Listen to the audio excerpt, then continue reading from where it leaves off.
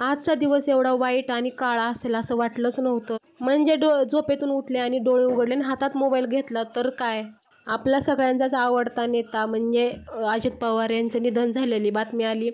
त्यांचं विमान कोसळलेली बातमी आली. म्हणजे ना कोणाचा द्वेष होता, ना कोणाशी दुश्मनी होती आणि सगळ्यांशी हसून खेळून राहणारा हा नेता होता. म्हणजे हास्य करणारा किंवा विनोद करणारा असा नेता होता आणि खरंच मनाला चटका लावणारी बातमी होती ही.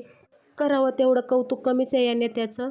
सगळीकडून हळहळ व्यक्त होत आहे. म्हणजे लहान मुलंसुद्धा अशी म्हणत आहेत की चांगला नेता होता किंवा छान होते बोलायला वगैरे. तर चला ह्या गोष्टी बाजूला ठेवूयात, ह्या गोष्टी मनात धरून चालू नयेत, नाही का.